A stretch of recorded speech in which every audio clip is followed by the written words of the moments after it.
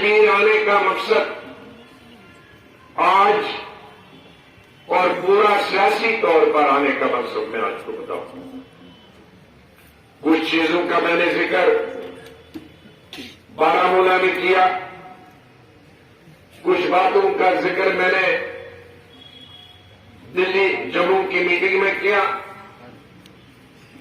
भदरवा डोडा किश्तवाड़ छात्रों में किया, लेकिन कुछ बातें जो मैं यहां पहली दफा कर रहा हूं।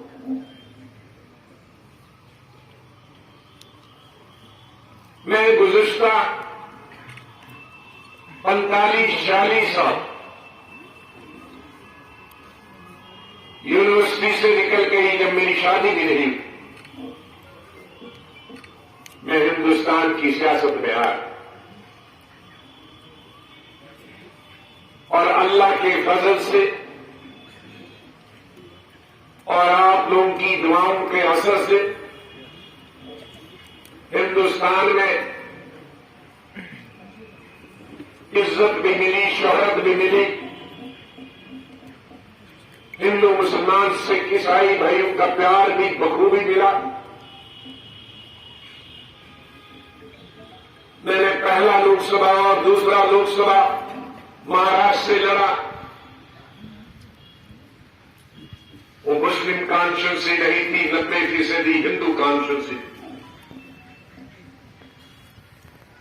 उन्होंने मुझे ये नहीं पूछा तुम हिंदू हो मुसलमान।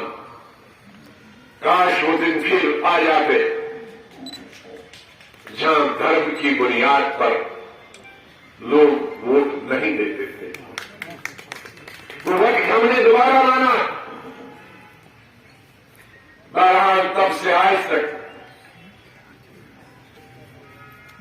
अभी तक और मरते तक मैंने हिंदू और मुसलमान और सिख ईसाई में कोई तमीज नहीं। अल्लाह के बनाए हुए सब लोग हैं। उन्होंने मुसलमान को भी बनाया, उन्होंने हिंदू को भी बनाया, उन्होंने सिख को भी बनाया, ईसाई को भी बनाया, बौद्ध को भी बनाया। जो इंसान और इंसान के बीच में दीवारें खड़ा करता, मजहब की दीवारें खड़ा करता, उसे अल्लाह पर भरोसा नहीं, उसे कुरान करीम पर या अपने मजहब पर भी भरोसा नहीं। हमारे कुरान शरीफ में लिखा है लकुम दीनुकुम वलिय दीन।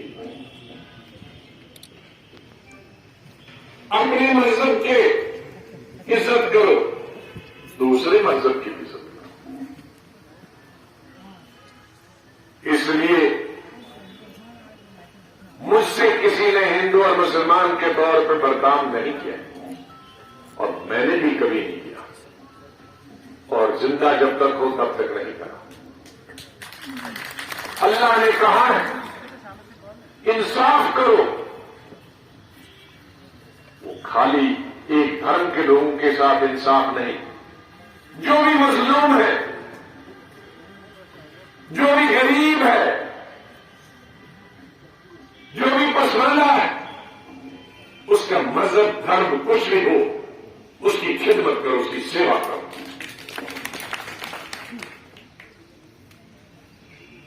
मैं जब वजीर आला बना था, कश्मीर वादी में मेरी पहली तकरीर सोपुर,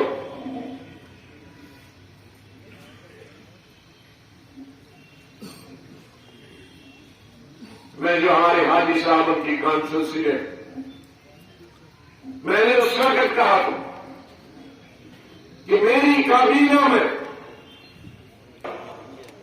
मजहब की बुनियाद पर, पार्टी की बुनियाद पर इंसाफ करेंगे तो मेरी कैबिनेट में रहने के लिए उसे कोई हक नहीं।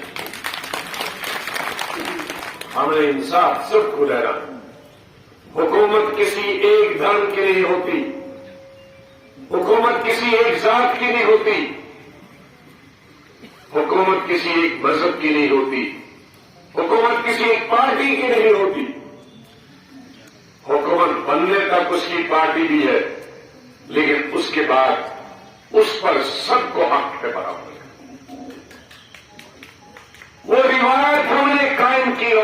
मोदी साथी आधे काबीना के यहां मौजूद, उन्होंने उस रिवायत को कायम आज तक भी रखा। तो भाइयों,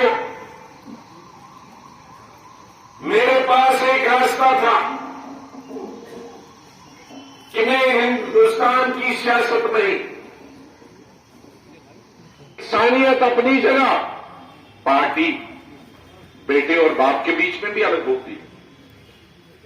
आचार्य कृपलानी और उसकी पत्नी एक ही कमरे में रहते थे, खाते थे, लेकिन दिन में इलेक्शन एक दूसरे के खिलाफ करते थे, दो अलग पार्टीज।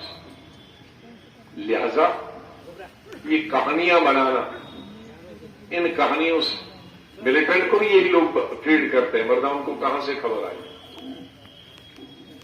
हमें कोई भी मिलिटेंट मारे जिनने बचाया है आज तक, मुझे 50 अटैक आज तक पंजाब और कश्मीर में हुए हैं, जब उसने बचाएगा आगे जाएगा, लेकिन ले भी जाएगा अल्लाह तो अपने उसूल के साथ ले जाएगा, झूठ धोखा देने पर नहीं ले जाएगा। तो एक रास्ता है कि मैं झूठ का सहारा लूंगा और वो मैं नहीं लूंगा। मुझे एक सीट आए, 81 सीट आए, मैंने 370 के लिए भी बहा 3 रास्ते। एक को मोदी मान जाए, वो मेरे बस का भी। पीडिया के प्रचार से मत जाए कि मोदी जी, हमारे अलेख सलेख तक ही संबंध है, इससे ज्यादा नहीं। अलेख सलेख से न मैं उसको तब्दील कर सकता हूं, न मुझे तब्दील कर सकता। सलामदा से मैं उसकी सोच नहीं बदल सकता हूं, मेरी सोच नहीं। अगर इन पार्टी में इतनी ताकत है तो मोदी साहब को मनाए। किसी ने स्टेटमेंट दिया, बेचारे कई लोग तभी पॉलिटिक्स सीखते हैं, कि किसानों का वापस क्यों लिया। मैंने कहा किसानों का श्यामा प्रसाद मुखर्जी ने वादा नहीं किया था 370 खत्म कर। वो 70 साल 75 साल से उनका एजेंडा नहीं था, नंबर 1। नंबर 2, किसान अगर 1 साल अनाज नहीं फूड कारपोरेशन को, इंडिया को नहीं देंगे, नहीं बेचेंगे, तो 80 करोड़ लोग मर जाएंगे। इसलिए मोदी साहब को सर के बल झुक के उनकी मांग पूरी करनी है, क्योंकि किसान हिंदुस्तान के 130 करोड़ लोगों को पालते हैं। हम किसको पालते हैं? हम तो खुद उन किसानों पर जिंदा। सबसे पहले तो हम ही जाएंगे। हम तो अनाज 1 महीना का भी पैदा नहीं करते। इसलिए मुकाबला गलत कर रहे हो। किसानों का मुकाबला कोई नहीं कर सकता। किसानों पर जिंदा है हिंदुस्तान।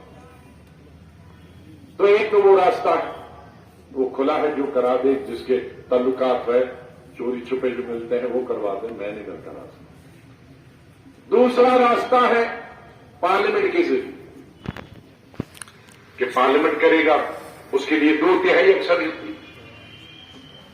मेरे कोशिश के बावजूद जब मैं लीडर अपोजिशन था, दोनों लोकसभा और राज्यसभा मैंने कोशिश की, मोदी साहब और उसके फेवर में कितने % वोट आए?